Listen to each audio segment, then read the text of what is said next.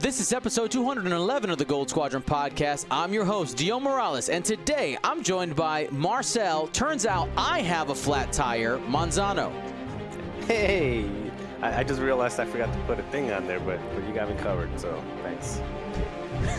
Will, thrown to the wolves, Hakewood. I'm not locked in here with you. You're locked in here with me.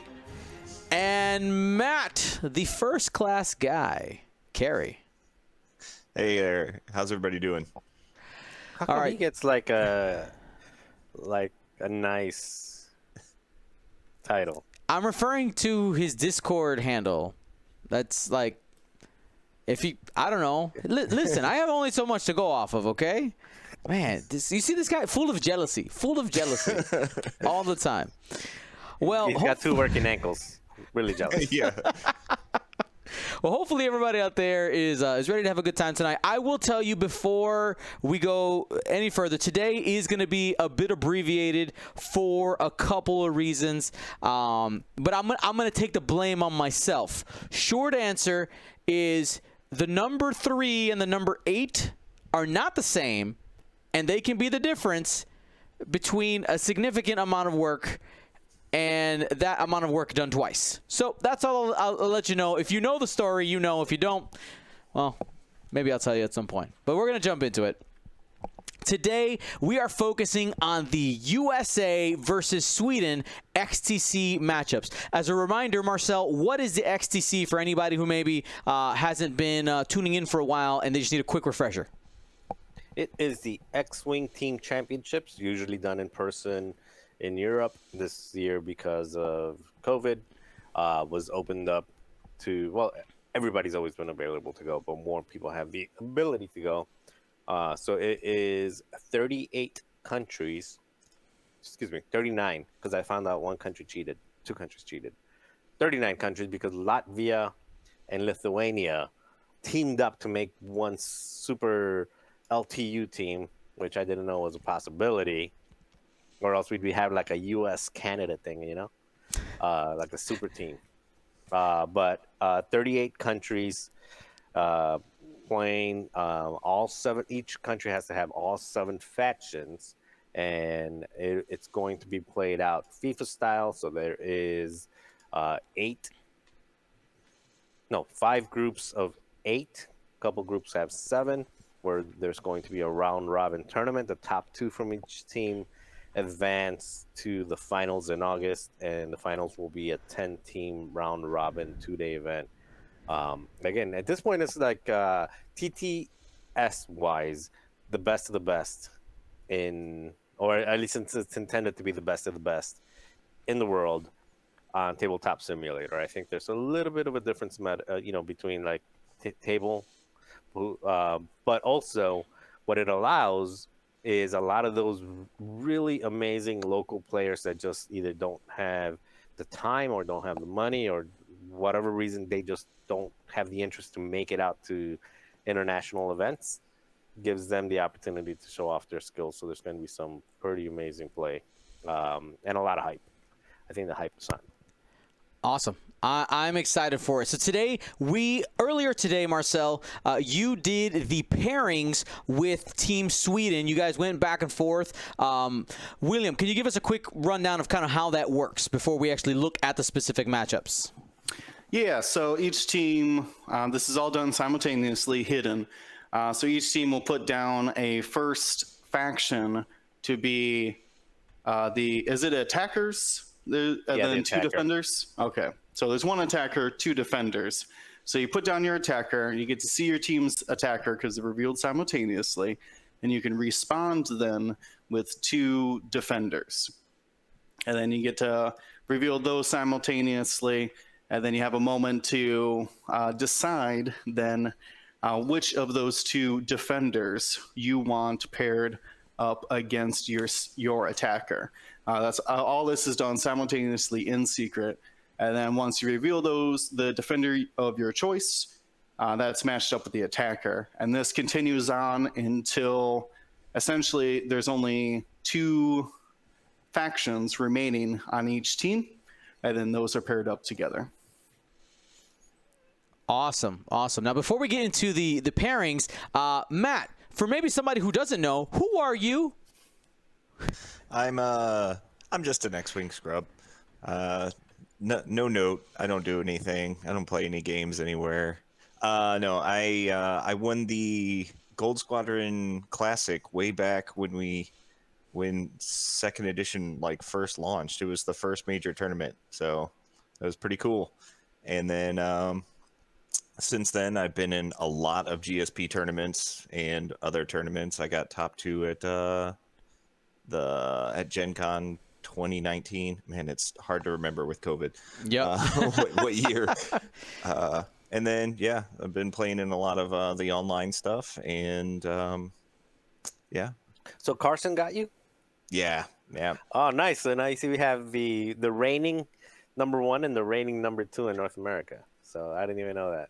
Yep. You didn't? What? I didn't know he got number. I knew Carson got first. I didn't know he got second. Some scrub. And I guess we'll take Matt Carey too. I guess. Yeah, he's just a guy. I mean, to be fair, I was looking when picking the team.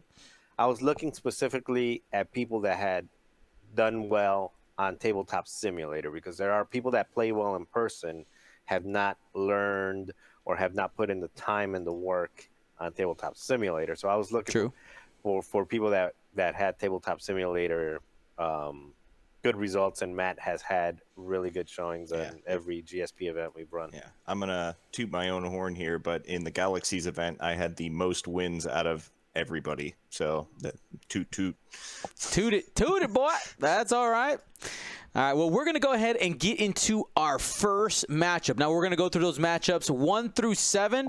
To save a little bit of time, we're not going to worry about pilot profiles. Now, Marcel, Will, and Matt, you guys are players in it, so you can go ahead and let us know if it's your list. But I really want to focus today on, even if somebody is not invested in the XTC, it's an opportunity to study or to practice matchups and us talking about them, and what is potentially a good matchup, what is potentially a bad matchup, and just having those conversations in there. So let's go ahead, and we are going to go ahead and crank out the first matchup, which I know is Will's matchup to start, if I'm not mistaken.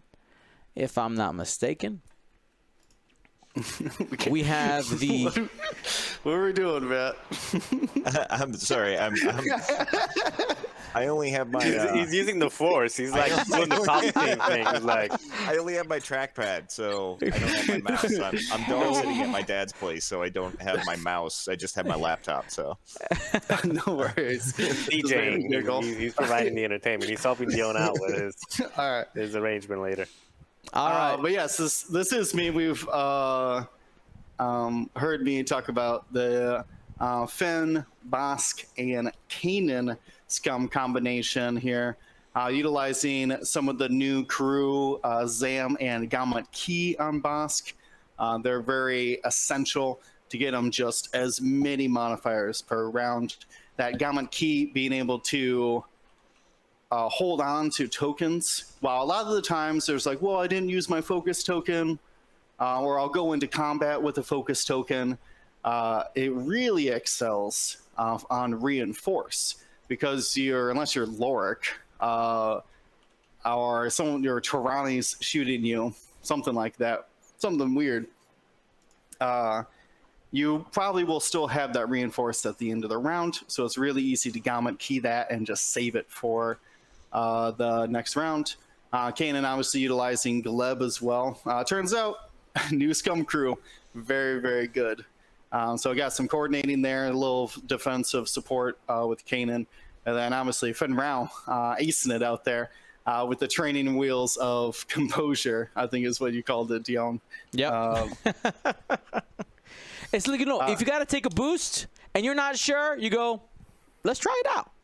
You get the focus anyway. After practicing in it, I really like composure, because then I'll just yeah, whatever, barrel roll. Yeah, whatever. It's surprisingly nice on ships that have to reposition and then link to a red token. So you could just boost all day. All right, and what's your opponent playing? My opponent is Resistance, and they are flying 4 Red Squadron T-70s with R4, which gives them the hard 2 blue, and Pattern Analyzer, which allows them to take an action on red moves. That's either their Talon roll or their 4K. All right, so Will, since you are the person playing in this matchup, I just want to ask you right off the bat, feeling confident, feeling not confident? What do you think?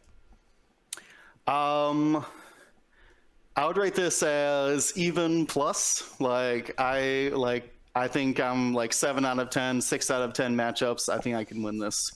The fact that Bosk can initiative kill these guys, Fenrau doesn't have somebody hunting him. He can go out and face them.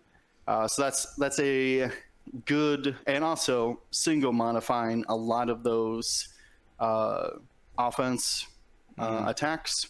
I think my heavy hitter Bosk there can really find some damage in. Now, on the flip side, though, it still is 4 3 attack dice guns who are going to have a modifier on offense almost every single round. That Pattern Analyzer and the stress clearing mechanics of the R4. There are going to be consistent 3 dice and 4 dice attacks coming in. So that is a little bit troublesome. It could burn down Kanan, or even if Fenrau gets caught in, say, a block, that could spell disaster for him as well. Now, we did, if I'm not mistaken, on one of the Gold Squadron Flight Club nights in the last couple of weeks, actually play this matchup, didn't we? Well, I'm not sure if it was, right? I don't think either one of us were flying it optimally, but yeah, it ended up working. I got some good luck on my red dice. Fenrau was able to sneak around the T-70s. So yeah, it's something that what do I say? The ability. I don't know who's flying this. I don't know. Well, I know who is flying it. I don't know how well they've have experience with it. But there is the sneaky fact. You can see we actually have the S-foils closed on our little screen here. There is that focus linked barrel roll, which you can do on Pattern Analyzer and essentially double stress yourself and still be able to barrel roll and get a mod. That's super hard to predict. So I don't know if they'll take advantage of that or if that's in their toolbox or not. But I am expecting some unpredictability with these X-Wings. Now, one of the questions I want to look at here is, let's talk about obstacles a little bit, right? Because one of the things I made sure to put up here is the obstacle choices. When we were talking about, this is going back a couple weeks now, but about the showdown, when I was choosing obstacles to go with each of the squads, we talked about the purpose behind each one, why they were good, why they were bad, depending on the matchups. Now, Will, you had mentioned that you don't want rocks because you want to be able to shoot, but you didn't want to bring gas clouds because you don't want to deal with the potential positive side effects for your enemies. Now, seeing that you got these asteroids, out there, if you have the initiative choice, what are you gonna do?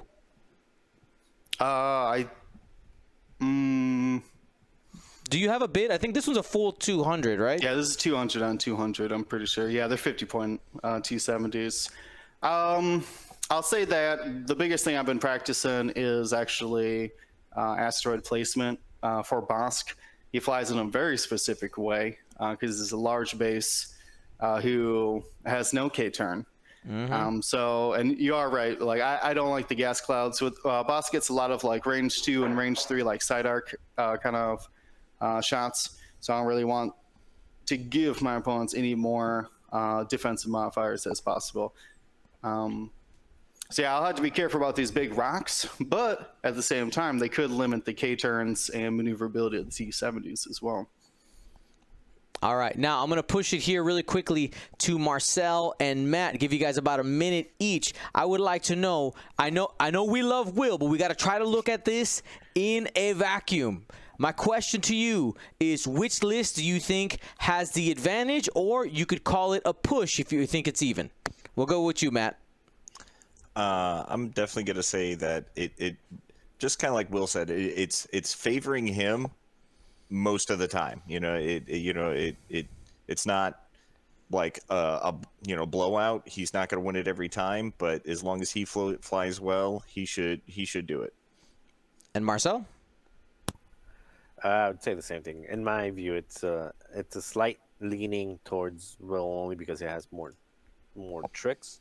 The downside is that you're only rolling a limited number of dice, and those dice must count. So if William rolls some really bad reds early on, it's hard to. You need that upfront damage because Bosk is going to eat damage. So, well, he probably won't need as much if he's double reinforced than cannon. But yeah, I guess what I'm saying is the I'll be back one the second. reds have to count. He has to make Right. the red counts early. Absolutely. All right. Well, let's go ahead and we are going to move on to our next matchup here. William turned to Star Trek. So he went from the Millennium Falcon to Beam Me Up, Scotty, and just literally disappeared. He said, "I'll be right There was a back." noise. I think he went to address it. I think Cheerio is causing some ruckus. All right, let's go ahead and take a look at this next matchup. Marcel, you take a look at this one. What do we got here? All right, so this is actually a really good one, both in the actual match itself, plus the names playing it. So we've got the reigning North American champion in Carson Ray flying something that he's comfortable with, which is Poe Dameron with R4 and Heroic, Lulo with Proton Rockets, and then Rose with C3PO and Jess Pava with what is that? Is that BB, I believe? BB, a BB droid. Against Nicholas God flying his Paylob with Moldy Crow and is that Protector Gleb? I can't see what that is. Zam. Zam, okay. Zam. Then he's got Justero, a generic Star Viper, and then he's got Tyrannic Oldie with cluster missiles, false munitions or munition failsafe, and then the R5TK. So essentially, he's loading up those Zam charges early. He's been flying this for a while, or at least a version of it for a while. Yeah, the difference in the Flight Club Championships, he had Torkel instead of Paylob. That was a shenanigans there. Now, one of the things you got to watch out for, if you guys haven't noticed, is that you can use R5TK to fire at Paylob to get those Zam charges going and have them ready for the bonus attack. He guaranteed round 1 and 2, that's his goal, is just get the Zam charges going, and you're going to be going into battle with those double attacks. Now, Marcel, who do you think has the advantage and why? So I actually feel this one is one of those 50-50 matchups, and it's 50-50 matchup both in the lists if you're just looking at it objectively in the list, and in player skill. Like these are both top-notch players. So everybody, well, I wouldn't say everybody, but I think almost everybody knows both players. Both players have name recognition here. You've got 4 ships on 4 ships. You've got kind of a jousting block with Nicholas God's list, and then on Carson's side, on the Resistance side, you have kind of a mixture between a jousting block and a the And Aces, Aces right? with the 6 and the 5, yeah.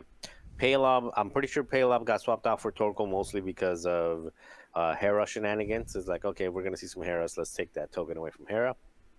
So I'm pretty sure that's what it was. But now it opens the door up for initiative kills with your 6 and your 5. So that ends up being a little bit of a positive for this one, especially for ships like Rose and Jess, which are a little bit more resistant to token stealing. Like they'll be like, you want to take a token? Okay, I still got some mods.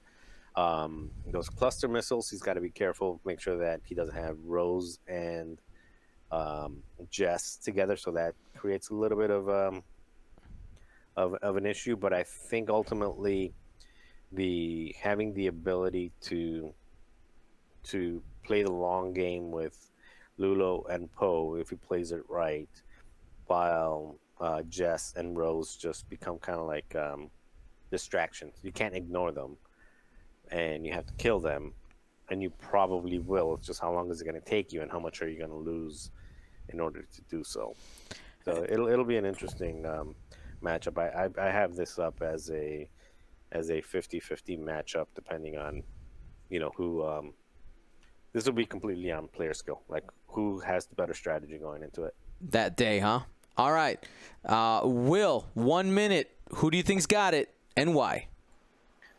Oof. I mean, Nicholas God has been flying this squad for a long time. I've seen him fly it against a lot of different matchups. I think I would lean like 60-40 Nicholas, actually. No offense to Carson, but this is Nicholas's bread and butter. So can't deny him that he's got skill with it. And Matt? I'm gonna go in the same boat as Will. I mean, again, it is very close on this one because I believe in Carson, but man, I've seen Nicholas with similar list, but his ability to block with that Black Sun Star Viper is fantastic, and if he can do that, which I know he can, it could really hurt. But Carson has some unstealable mods that Paylob can't take away. He's got Jess rerolls, he's got Rose rerolls, he's got calculates that can't be stolen. So it's like the last one where it slightly lent into the USA's favor. I think this one slightly leans in Sweden's favor. All right, and one of the things, just my quick analysis is, if Nicholas can make sure to get the bullseye on early and consistent, and making sure to get those bonus attacks from Justero, from triggering Tarani's ability, I think Nicholas takes it. If Carson can avoid Tarani's bullseye, then I think it ends up going in Carson's favor. I think that is those a couple of extras attack can really make a huge difference. Yeah, fully agree. All right, our next matchup, you know it. We are going to Matt Carey's matchup here.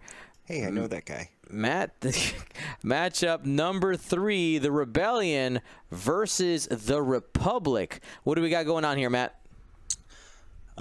So we have, I will be flying the Rebels, which is, I have Harrison Dola with proton rockets, Ahsoka Tano with proton rockets, and now Instinctive Aim.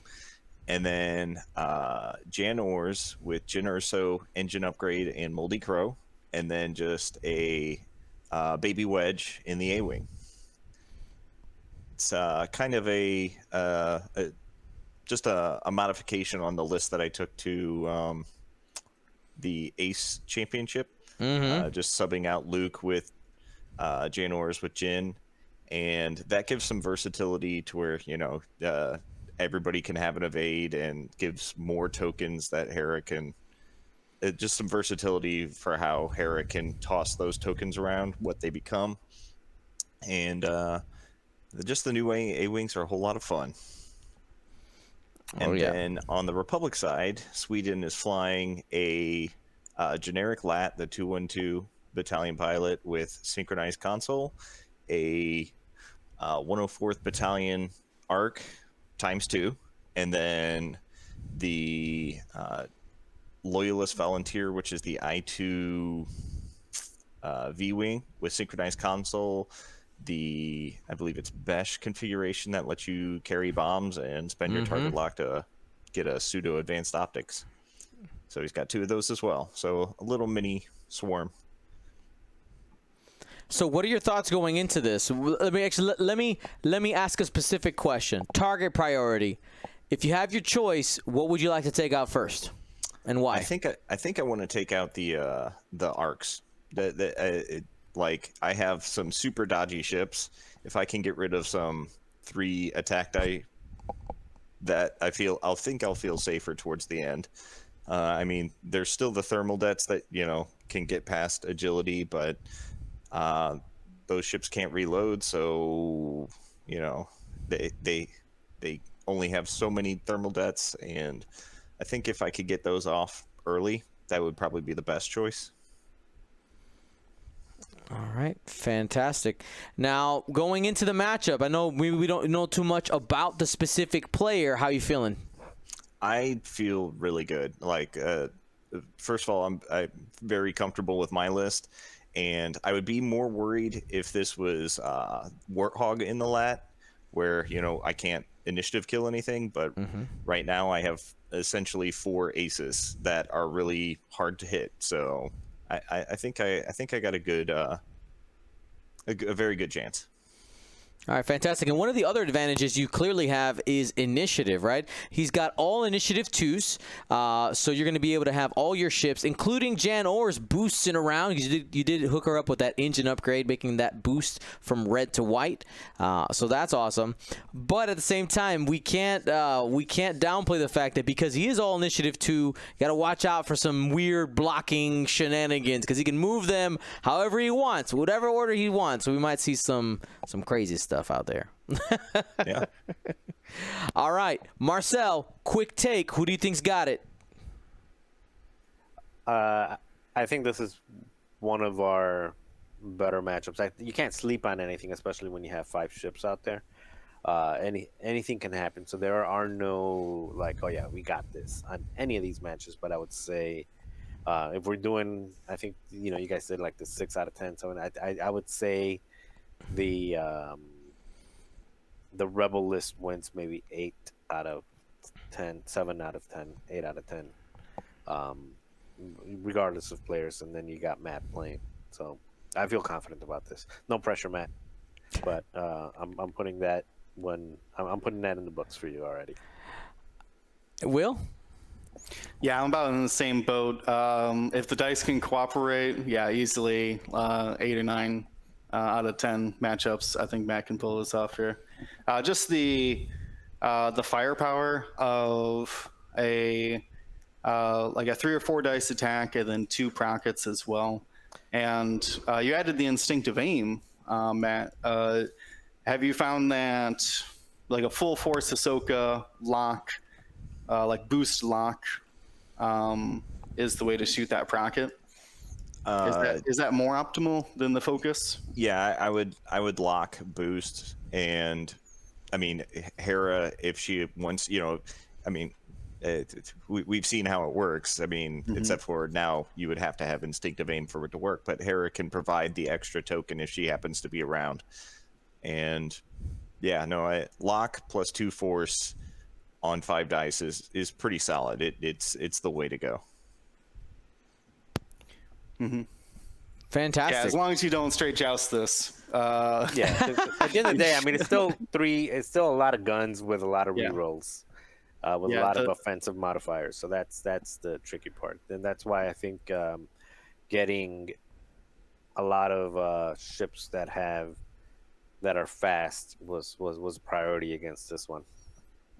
Yeah, I'd probably say the matches that the Rebels are going to lose in this is when Jan just gets gunned down. When they just...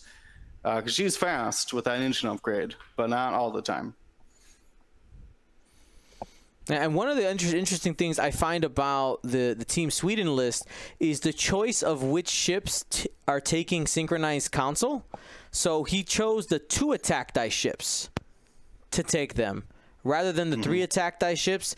So we're going to end up taking those 2 attack dice that are normally not super consistent and just trying to see if we can get 2 hits every time. Because if we can get 2 hits every time, that's just as good as average 3 dice, So we got to watch out for that. The lat hands out free rerolls, and then again, if the lat gives you the right dice, you just pass on that target lock, because you can still pass it at range 1 to ships that don't have Synchronized Council. Yeah. So they could still give that to the 104ths and give them a fully modified shot. That's right. And then you got with the Besh as well. I mean, you got to watch out for those shots. That's still...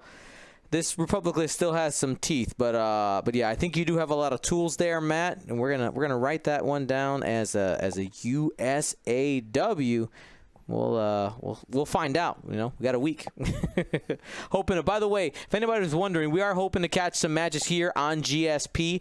Actually, after today's cast, I'm going to be reaching out to both Team Sweden and Team USA to figure out who's available this Wednesday during our normal streaming time, so we can slot in three games there, or as many as we can, and we will try to fill from some of the other matchups that are going on from there.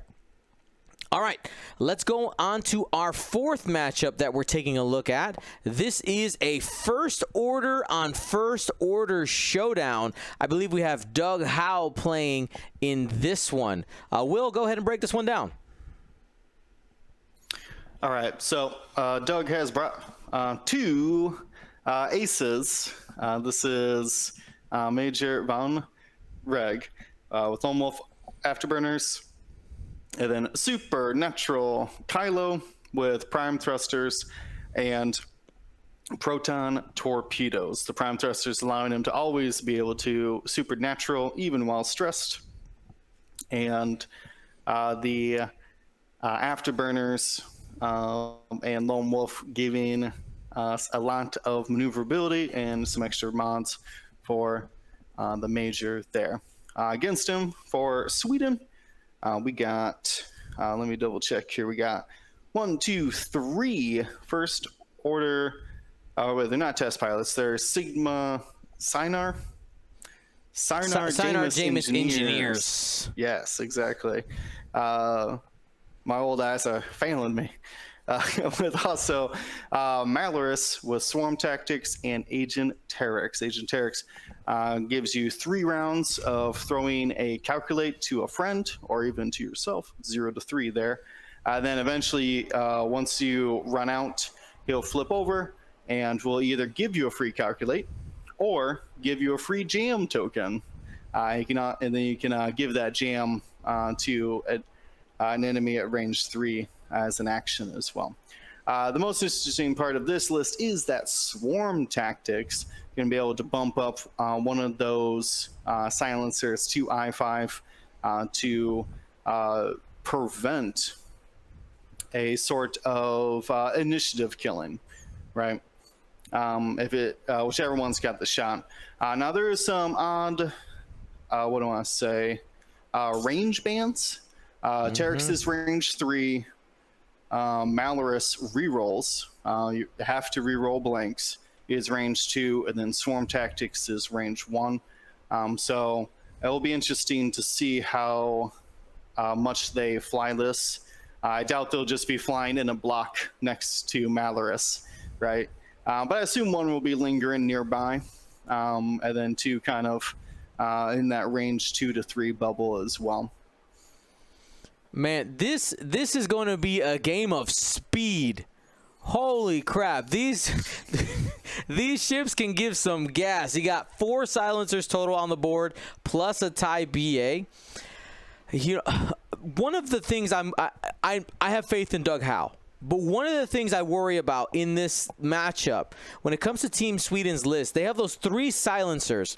And while the TIE Baron can be very fast, when you also have that Lone Wolf, you have some distance you're going to be keeping away from Kylo Ren.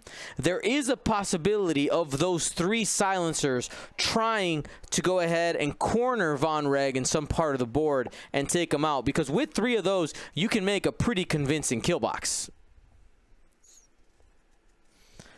All right, That makes sense to me. Matt, quick thoughts. Who do you think has the advantage? I'm gonna give it to Doug. I've leaned for Team USA a couple different one of these, but I've seen Doug fly Super Kylo a lot, and he's super primed Kylo, which makes him about as predictable as Guri. So pinning him down is gonna be hard. If he can. You know, I think he'll probably try and take out Maloris because, you know, it's the least maneuverable and easiest to shoot. And if he can do that and then just play, you know, catch me if you can while trying to, you know, just whittle down a silencer. If he can definitely get it down to just 2 ships, I think he's won. So I'm leaning in that direction. All right, Marcel? Yeah, I like Doug on this one as well. I think he's smart enough not to joust his Von Reg into 5 ships for starters. At range 2 of Kylo, so he doesn't even get that. I gotta do a quick timeout here. That video posted to YouTube yesterday, it was great. The comment section being like, all right, I think Marcel will do X, Y, and Z, and then people replying to themselves, what the hell? It was great.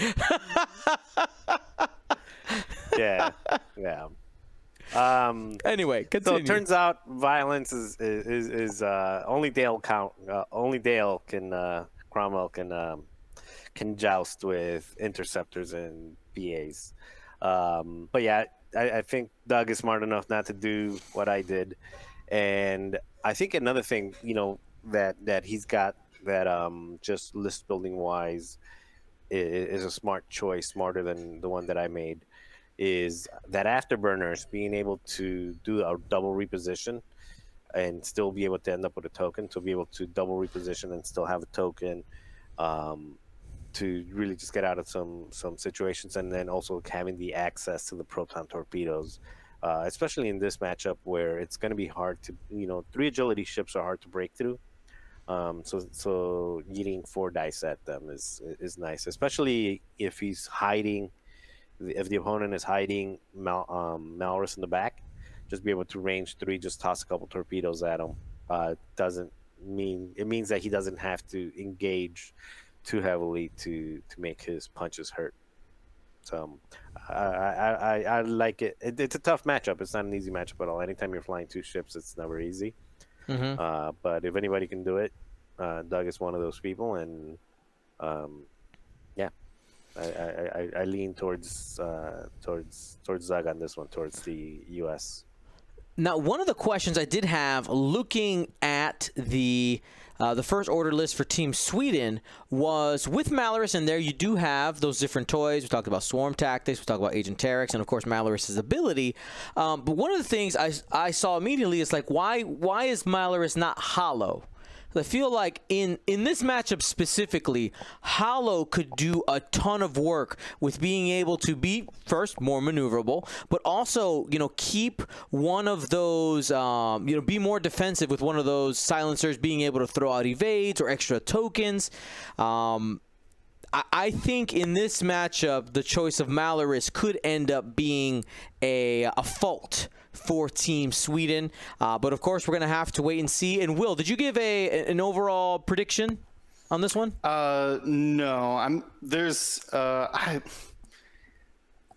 You know me. I'm not the biggest super race person. I trust Doug Howe, obviously. So it comes down to what can the silencers do before Maloris gets taken down. And I think that's the difference, like what you're saying. We normally see Hollow with 3 silencers like this, but Maloris does have the 7 health, can provide some interesting support to them, but the maneuverability being so slow is going to be a real problem against these fast aces. So it's really like, what can Doug trade Maloris for? Ooh, cherries. I definitely agree on the hollow point, Dion, because I know another Team USA member, Kenneth Lyons, he flew 3 Sinar and hollow against me in Galaxies and just absolutely wiped the floor with me. So I think that you're right. That would probably have been the better choice. Yeah, and because of Doug's, what I can only assume is a huge bid for this list. It's got to be like, what, 12, 13 points, something like that. I think it's closer to 20. Okay, fair enough. But what that is going to mean, though, is that Maloris and whatever a Swarm Tactics is going to be strained before Kylo shoots. So that will be like in the position where Maloris has to shoot. Might not even just take, might not, depending on where Kylo Ren's lock is, that ship might just not shoot. Well, maybe not the silencer, but Maloris might not shoot just so it isn't forced to take the strain. So there's some interesting, there is a penalty to Maloris. Normally we see it on these I1s, but when you start swarm tacticsing them, that strain can become a penalty. And one of the last things, and people are bringing it up here, one of the last things that I think Doug does have to be careful with is, with Maloris being the obvious, quote-unquote, obvious weak link in the squad, there is a possibility for overcommitment to that ship. And if it's obvious that that's where you're going, then the Sinar Jameis engineers can get into position. So I think that's going to be... that. I don't think Doug would fall for that. You think you would? Well, but, I would also fall for that. Yeah, I'd be like 5 forward straight boost. But I think Doug learned didn't even learn that. I think he's more patient. All right, we'll have to see, but I know in a vacuum, I want these, especially newer players, to realize that sometimes the obvious target might not necessarily be the best target. It's going to really depend on from matchup to matchup and player to player. Will, you had something else to say on that? I thought I heard you. Nope. All right. Nope. Just nodding my head in agreement. Mm-hmm. All right. Let's go ahead and go on to matchup number 5. Matchup number 5 is Marcel Manzano versus an Imperialist. When I was making today's layouts, I said all the upgrades versus very few upgrades. All right, Marcel, go ahead and break down this matchup. Okay, so I am flying a triple Republic regen list. It's with Obi on the ETA, with Sense, Predator, Tractor Beam, R2-D2, and Shield upgrade. R2-D2 being the one that, because there's so many R2-D2s out there, the Republic version of the R2-D2 is after you activate, after you've done your actions and repositions and everything else. You get to spend the charge to get a deplete token, and then you can either repair a critical, remove a face-down card, get a shield back, or get rid of a bomb. So yeet a bomb if it's within range 1, 0 to 1. So we have that. Also flying Anakin in the N1 Starfighter with collision detector, advanced proton torpedoes, R2 regen and intimidation, and then Rick Olay with advanced sensors, Daredevil, and also R2 astromech. Flying against a triple Empire list. I would call it. I don't know if it's a triple. It's a double. I guess it's a triple ace list, but it's an ace list with 6 4/4s, initiative 6 and 2 4s. So it's Darth Vader with fire control system. Interestingly enough, it's Darth Vader with fire control system and no afterburners. So that was an interesting choice. Colonel Vessery on the TIE Defender. Defenders are always tough. With crack shot, and then you have 7th Sister with fire control system. With coming in, and the Empire list has the bid, so they have 4-4-6 against my 4-5-5. So he'll get to choose, kind of pick your poison. Is my Anakin going to be an ace, arc dodging, or is my Anakin going to be going after intimidation blocks? Yeah, that's the matchup. I personally feel this is a good matchup for me. Defenders are super tough to kill, so that's always tough. But I think especially Vessery with being able to have double mods, so he puts out a lot of offensive power as well as just super tough to kill. The crack shots from 7th Sister are tough, but I think Darth Vader without a boost, when you're facing against ships that move really fast and like to move really fast, will make it a little bit tougher to concentrate fire. So I'm hoping that I have the ability to have him me dictate the shots. So if I lose a couple shields on one, run away, regen, and just be able to swap around while I plink away a couple damage here and there to get some points in. So that's probably the the main thing that I would be trying to do, as well as sense on Obi-Wan, just being able to see where his ships are going to be and make sure that I'm not there. So wherever his ships will be, that you are there and you or block them or something like in that. Anakin's case, that I am there. Right. So Vessery, if you block Vader, then you're getting rid of multiple mods, because Vessery is not getting those. Well, I guess Vessery still gets it from Seventh Sister, but at least you're not getting it from Vader, or vice versa. So, not an easy matchup. Defenders are never an easy matchup, but I like my chances on it. All right, Matt? I'm gonna favor. I'm gonna keep going with Team USA because why not? But I'm gonna favor Marcel on this. I think his list, it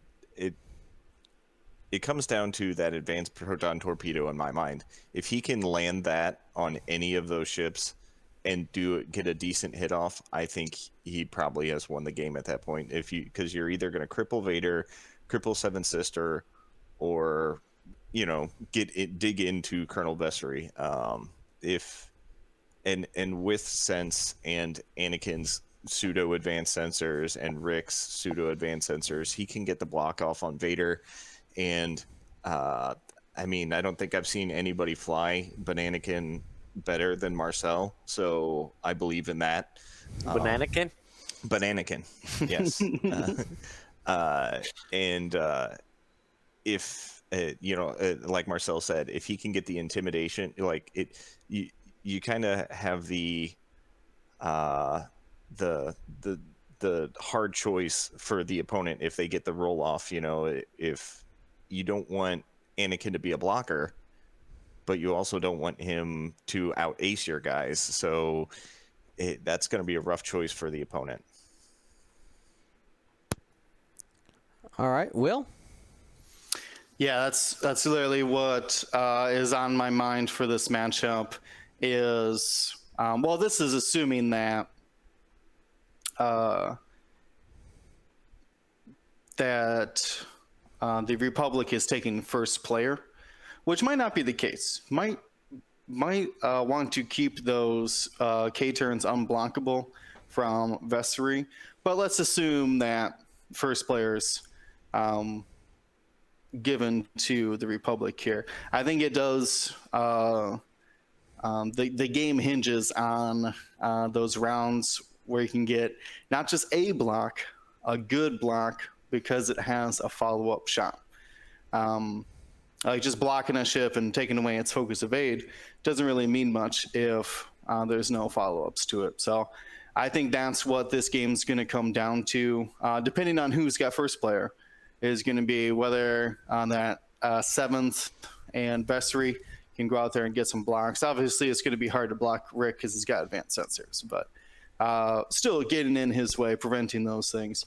And I think that I see it as 50-50, and that's going to be the determining factor is out of all the matchups we've talked about, this one very much is player skill. Who can get the blocks, who can anticipate the lanes, things like that. So not discounting Marcel. I think you got it, brother, but as on paper, this is 50-50 to me. One of the things that does have me a little worried is, Will, you showed us, you gave a very clear indication that Vader can in fact be flown without afterburners. If you put him in the right place the first time, he's initiative 6. He rolls up. All he's got to do is shoot, right? I think the offensive output of Vader will be the determining factor in that game. If Marcel, if you can limit Vader, I think, like I was thinking about priority targets. I think Vader is probably the easiest one to kill out of the 3, right? Because you got focus evade on Vessery, you got potential force evade on Seven Sister. But Vader is the least maneuverable, even though they all have 3 agility. He doesn't have evade tokens out there. You have a chance to take him out first. But I think the most blockable too. Yeah, he is. It's exactly. But I think if you have, because your ships have such low health, if there's even 1 or 2 turns where you either missed a block or you misjudge something because you use sense on somebody else, and Vader gets even a range 2 or a range 1 shot on somebody and punches through one of your 3 guys. Imagine losing Obi-Wan Kenobi, that loaded, thick Kenobi, to a 1-shot Vader. Gonna be a sad day. Gonna be a sad day. So it's just something to my word of warning. Watch out for the Dark Lord of the Sith, Marcel. And that is why I am also looking at this as a 50-50, because sense is an extremely powerful tool, and what I think people figured out a little bit. At first, people said, sense, why is that good? And it was the same thing with, like, Intel Agent in first edition. Like, guys, it's not just that ship that gets to use it. It's really, like, everybody, all your ships can use that information from that one card. So, I think sense is one of the biggest pieces that you have in your squad, and mixed with advanced sensors and Anakin's, barrel roll pre-position, I think that will lean the game towards you. We gotta watch out for the Dark Lord, though. All right, let's move on here to the 6th matchup. The 6th matchup, we got the Empire versus some Separatists. All right, let's go ahead and get them in frame here. All right, Matt, I believe you are up. All right. I have some experience flying against this Empire list. It was Steve Coutillo who was flying it. Went 10-0 at the Ace Championship, so we know he knows how to fly it. There are some mild changes. So he's got Commander Gorin, who is the interceptor that allows you to, after you bump, you can perform a red focus action. And then he's got 3 Black Squadron Scout Strikers that everybody has disciplined, and then 2 of the strikers have thermal debts and 2 have prox mines, and that's the changes. He added prox mines, which I think really has powered up the list. He lost a little bit of a bid, which is fine, but it definitely makes being behind the strikers more dangerous. And then on the Swedish team, we got General Grievous with Predator and all the tools that General Grievous typically has: Tidal, Impervium, and then Zam Wessel, and then Churtek. And this Churtek actually has Ensnare, which could matter. I mean, it's an I4, so he's unblockable, and he's going to be an ace to everybody except for Gorin. It's and Zam with Dooku is super strong. I want to say this one leads slightly to the Separatists, as it is that Zam Grievous +1 list is really strong. I think it's a really good archetype, and then just Dooku being able to make those thermal debts always land a crit on these ships without shields is rough, and Zam just being able to either double tap or double mod, and this is one of the best ace lists that I like, even though 2 of them are I4, but AC list. But again, Steve went 10-0 at ace, which that was a rough field to fight through. So if anybody can fight these guys, I think he's got it. Yeah, I think the prox mines could be a key in this matchup. That small change, but I'll leave mine for the end. Will. I'm not as familiar with the Goran Strikers. Obviously, I watched the final of the Aces, but I'm not sure how they do on different matchups, and I am definitely biased against Zam. Not maybe I'm terrified of Zam with Dooku. It's just got so many tools. The rear arc especially, automatic modifiers on a turret, very scary. So honestly, I don't know. This one depends on those bombs. I think the bombs are going to be the key factor here. But then again, there's Dooku, Proxy Mine, Chertek. Dooku could call a blank on those Proxy Mines, right? Mm-hmm. You can call any dice rolled. Is that Yeah, right? but I mean, you're rolling Just a roll two. So if Yeah. one is blank, yeah. I mean, you probably it's more of a thermal detonator because the proxy is still automatic +2. Sure.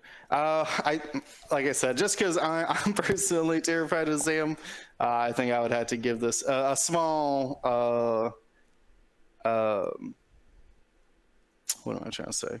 Boost? I don't know. Advantage. Small advantage to Advantage. Thank you. A small advantage to the separatist here, because I think that Zam could last all game, and just keep firing quality shots.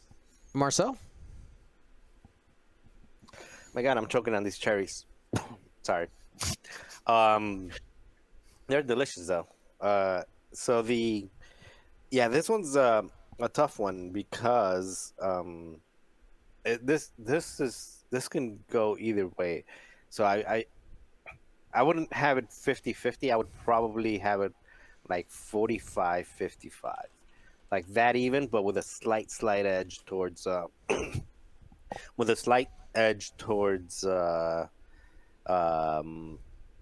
separatist list.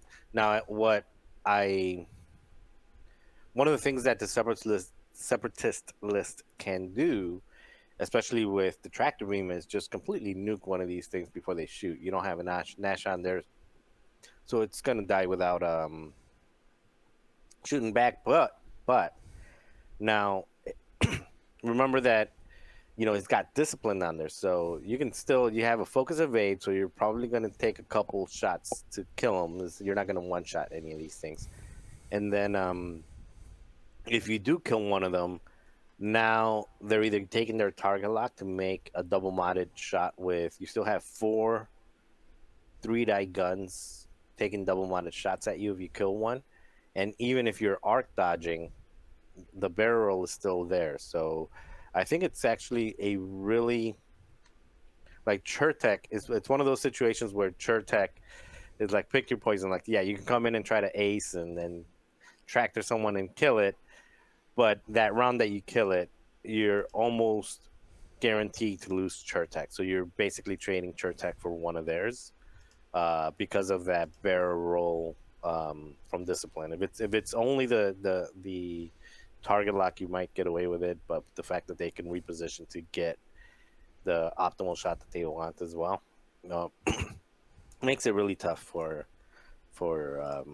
that ship. But again, you have 4 ships that are actually, you have Gorin also. Just if you're thinking about it, the bid is on the Empire side, so Gorin is actually acing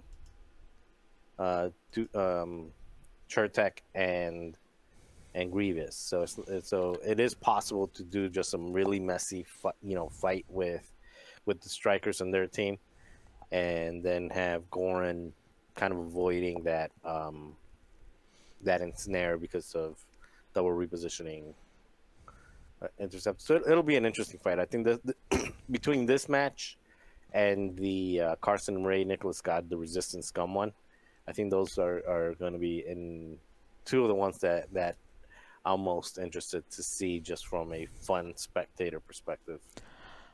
All right, I'm about to come in with a spicy take. I think this is 90-10 Sweden. 90-10, okay? Nothing against Steve, and let me tell you why. Zam specifically does not need to actually engage to fight this squad. She has that back arc. She's got bombs herself. And my question for Steve, are you watching? Steve, listen. Do you have a plan for a squad that will not joust you? That's my question. All right? Because I look, this Empire squad is a fantastic jousting squad. It's got a lot of tools. My question is, will Gorin be willing to not be a support ship? Because in this squad, it's a support ship. It's not an ace, right? is he willing to take that? If he takes first player, does he want that so that he can make sure Goran needs to go where he goes, or will he take the second player so that he can end up manipulating and moving after the initiative force? Because you got both Grievous and Chertek in there. That's the number one question that comes to my mind. Additionally, you also have some of the rocks. The maneuverability of the strikers is really, really good, but with Zam, Chertik, and Grievous out there, they can weave around the asteroids significantly, and I think that the placement of those could end up swinging in the game if Team Sweden can make it so that the strikers end up taking damage from the rocks, end up with turns where they can't shoot or discipline doesn't matter. I think it goes Team Sweden. I love my Team USA, but I'm trying to be as objective as possible. I think if Steve can pull this one out, he could end up, he would be the hero of this round, because I think he has the toughest matchup we've seen so far. Wait. Spicy takes from Dion. Yeah, so far. I would agree. So far. Listen. That I get. We gotta go with what we're talking about now. So I gotta defend our team a little bit though. That 90-10 is quite the take. It is a take. A guy that went 10-0 against a lot of Zam. There was a lot of Zam. That's right, 10-0. But the trick's out the bag. The trick nobody had seen it before. It was brand new. What can you do for me today? Not 2 weeks ago. Not 2 months ago. All right? So I've been watching a lot of ESPN lately with my dad, okay? It's coming out for sure. All right. What sport? It's like football, it's like Cricket. Yeah. He likes baseball, basketball, football. I don't even know what season it is. That's why it was a legitimate question. I went to actually this yesterday. Arwin, myself, Devin, and my dad, we went to a White Sox game. It was wonderful. The White Sox won. It was a good time. It was Arwin's second game, technically, but first one where she was aware, because we took her when she was like super tiny, and she had a great time. That's the better Chicago baseball team. Today. Ooh, there's the hot take. That's right. I don't know. As somebody from St. Louis, I am contractually obligated to never say anything good about the Cubs. All right, GSP After Dark, I used to work for the Cubs, and I will give you my opinion on those matchups whenever the Cardinals came to town. That was interesting. All right, you got to stay after for that, though. All right, so the final matchup we're going to talk about, the 7th one. I forgot who's up. Is it you, Marcel? I don't know, but I'll take it. So we got Daniel Leon flying a Scumless for the USA. He is flying Zam because it's Separatist and it's Zam with Treacherous, Count Dooku, Thermal Detonators, False Transponder Codes, and a hull upgrade with 5 Trade Federation drones. So nice little blocking, 5 ships blocking and sharing tokens around against Andreas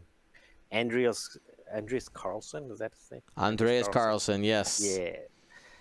Against one of the boogeymen, flying Hera with Prockets, Ahsoka with Sense, Instinctive, whatever, Concussion Missiles. Is that Concussion Missiles or is that Cluster? That's Concussion. Concussion, Okay, yeah. Concussion Missiles, good. I would have been even more sorry for Daniel if that was Cluster Missiles. Then you've got Cherubay, not Cherubay. You've got Wedge with Predator and Arvel with Intimidation. I really like their take on it. They kind of format the whole Hawk and the whole. A lot of people are either going with the Hawk or with Garvin and 2 tubes. I really, really like, and I hadn't thought about it, the Ahsoka with Sense and Intimidation Arvel. That makes it, I think, not so much for Daniel because he's got a lot of throwaway ships that can go and set up the blockade so that Arvel has a hard time getting to Zam. But that is a really good combination. Outside of this tournament, that's one of the combinations that I'm looking forward to try. Is Ahsoka and Arvel with Intimidation, Ahsoka with Sense and Arvel with Intimidation. But yeah, this is probably out of when we were doing our practice, when we were doing our mock drafts, not drafts, but our mock pairings Matchups, yeah. and all the matchups. This was, in our view, definitely the boogeyman list out of all the Sweden lists. Not only because of the player, but because of the list itself as well. So, in my opinion, this is a winnable match. It's just the short end of the draw on Daniel's side, but we believe in Daniel. We believe he can overcome. He's got some good blocking potential, and he's got options. And that treacher is that's gonna trigger. That treacher is gonna trigger a few times, I think. So I lean towards the Rebel Swedish list on this one, but I wouldn't count Daniel out on it either. Oh, listen to that coach talk. Listen to that coach talk. All right, Will. This is gonna be rough for those vultures. I stopped playing vultures. I was huge on vultures for so long until I had to face against Wedge, the bane of every vulture's existence. When Wedge just casually range 2, roll out 3 hits, no big deal, and the vulture rolls a measly little 1 blank and just is evaporated. Oof. So the Separatists would have to engage perfectly for this to work. Otherwise, the vulture's just buying Zam time. That's all they're doing. So maybe that will work to the advantage, but that's a lot of work for Zam to do. I'm going to have to, unfortunately, give this one to Sweden. All right. Matt? I'm leaning the same way. Like, I'm looking at Wedge, and Wedge looking at 2 agility ships. The entire list is 2 agility ships. He's thirsty. He's hungry. So it doesn't look good, especially if you can get Arvel in there and turn it into a 0 agility ship with intimidation. Daniel's got an uphill battle. He's a great pilot, but then also Carlson's a really good pilot too, so that doesn't help. And then also, like, the concussion missiles from Ahsoka, like, if Hera plinks a damage in, or if Wedge does any damage, Ahsoka's going to launch a concussion missile and flip up a bunch of cards, and just the potential to clear 2 vultures per round is strong and not healthy for Daniel. But Zam, as Will was, saying, is a very hated pilot. So Zam has the potential to do enough damage. As long as the Trade Federation drones can get the Zam to the end game, Zam has a chance. I agree. That's exactly what I'm talking about. It's all going to come down to the end game. Wedge versus Zam. I think that is the matchup right there. Who ends up off the board first will likely end up flipping that game one way or another. And of course, you always got to watch out for that Procket, because Hera's carrying one of those in her pocket. Alrighty, so Daniel. Let me before we move on. Who's got the bid here? I know Daniel's got 198. What's the?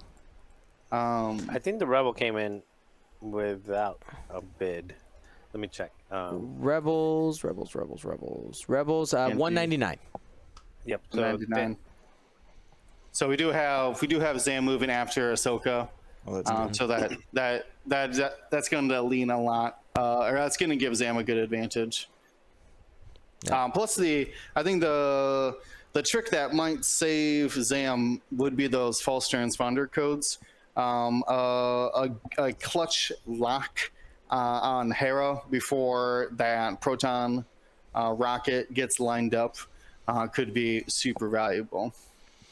All right, so I'm calling it now. Daniel is on hero watch. All right, hero watch. Can he put the team on his back? Because if he pulls a W out of this one, we're buying him a drink. All right, because this is going to be a definite tough matchup. As we stated before, I think this is going to be consistent. When we see Hera in the other list, it's going to be a bad day. Rebels are really good. I expect and I haven't looked through every single team's list, but I would not be surprised if every single Rebellion list in the XTC has Hera plus other stuff in it. Right? Like, it's... I think there's like one team that doesn't. We got one opponent that doesn't. Okay. I think it's Spain, in our right? group. Yeah, it's Spain. They went with Shara Bay instead. Yeah, they got Hera. Shara. That's right. That's That right. one threw me off. But Hey, man. I like Hey, it. Shara, yeah, I mean, she's going to get free tokens, so she's going to be, I mean, she's basically, you got a 3-dice gun, A-Wing. Mm-hmm. All right, so that is, we've gone through all 7 of the matchups here. We've gone through all 7 of the matchups, and so with all of that, and we were talking, we said this one was Team Sweden. So what we said from, let me make sure to get these different flags out here so that people can see. All right. Now, from the matchups we were talking, from the matchups we were looking at, it looks like we had said that we believe there was, let me just double check here. You were writing them down? Yep, 1, 2, 3. There was 3 of them that we thought were even, okay? 3 of them that we thought were even. 2 to Sweden and 2 to US, right? That equals 7. All right. So 2, 2, and 3. So the question is, right there, we got that's a tie. Those of you who are on that bubble, and to remind you guys, that was Marcel's list, Marcel's matchup. Carson Ray's matchup, that's the Resistance versus Scum, and then also Will's matchup. I think those are going to be some of those that really determine it. And of course, if anybody can pull a win out of those Sweden slanting games, that's going to definitely push USA into getting that W in round 1. Now, quick question, Capitan Marcel. Now, all of these games, these 7 games that are going to be happening, all happen this week?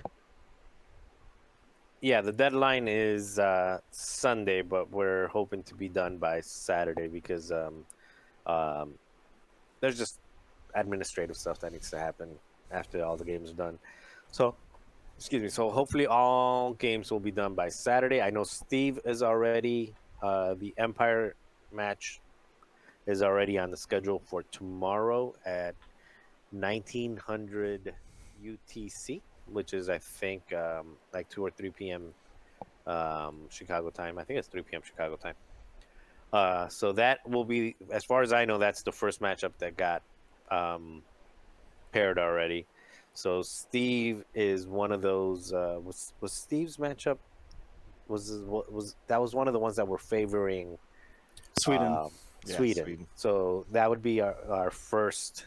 If he can pull that one off, that would be our first upset. But that is our first game.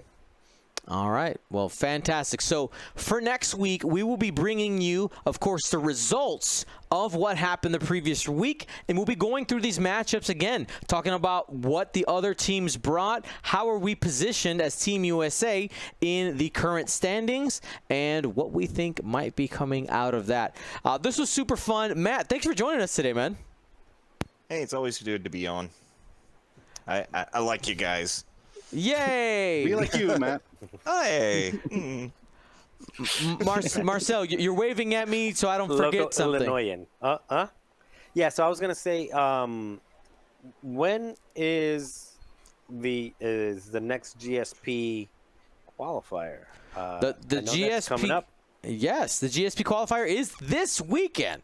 Yeah. This weekend, Bespin. So, of course, we're going to be taking a look at those Bespin results as well. I thought that was a given. You know, I'm just kind of giving. We got our Team USA update will, of course, be a little bit larger than it has been. But it's going to be about half XTC, half Bespin, breaking that down.